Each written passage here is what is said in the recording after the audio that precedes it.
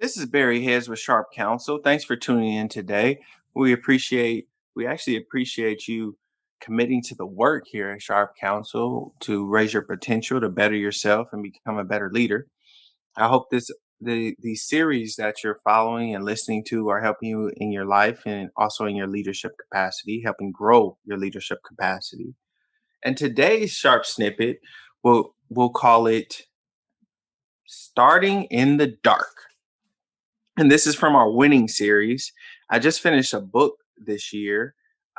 It's a book called Winning. That's the title, Winning, and it's by Tim Grover. So we're going to do this two-part series in honor of that book. Gained a lot of insights from Tim Grover. He used to be the personal trainer for a lot of well-known athletes like Michael Jordan, Kobe Bryant, Dwayne Wade. The list continues. Scottie Pippen. He has professional athletes that he trains. He trains business entrepreneurs or entrepreneurs in business, investors, et cetera, et cetera. So he's a well-known sort of guru or trainer. And I've just got so many insights from reading his books and listening to his messages, et cetera. So we're going to dedicate this to his book and his time teaching everyone about winning. And get that book Winning if that's what you want to do. I also like his book titled Relentless. That's a great one. So let's get this one started. Winning starts in the dark when no one's watching. I'll say that again. Winning starts in the dark when no one's watching. For athletes, it starts in the locker room or at practice. I remember playing sports in high school. I could have played a few sports in college, but decided not to continue in that route. But it always started in the locker room and in practice.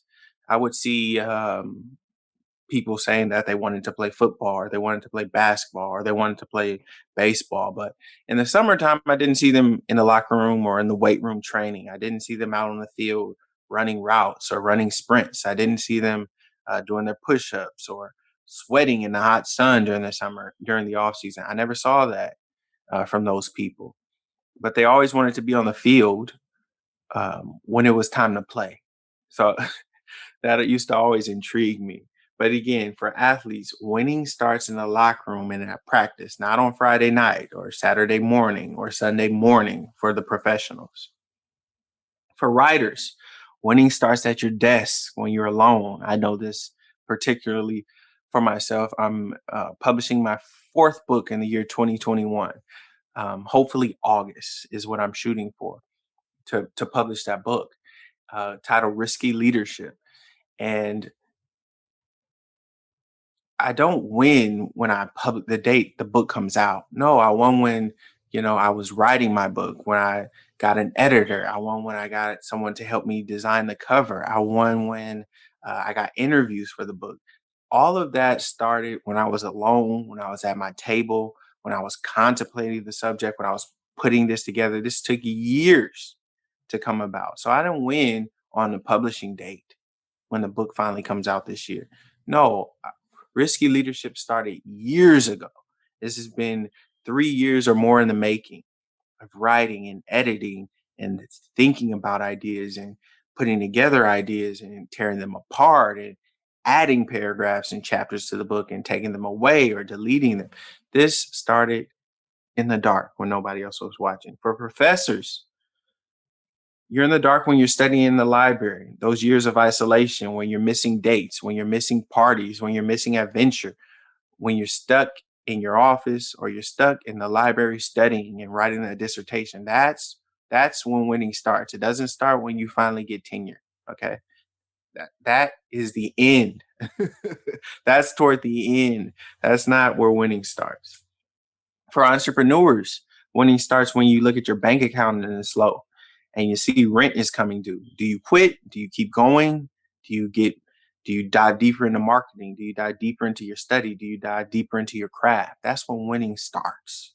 Okay, it starts in the dark. Everyone wants to win, but nobody wants to put in the work. I'll say that again. Everyone wants to win. I'll change it. Everyone wants to win, but few people want to put in the work. Okay. If you're putting in that work, sooner or later, you're just going to win. There's a famous boxer named Muhammad Ali, and I would always hear tales of him, or I'd see in books that I read about him that said he became a winner in the dark.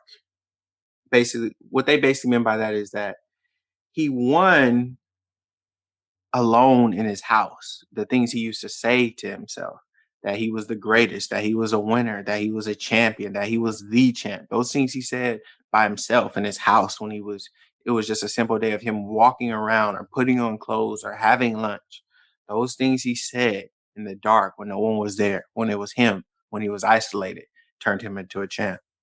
This is Barry Heads with Sharp Counsel. Keep on winning.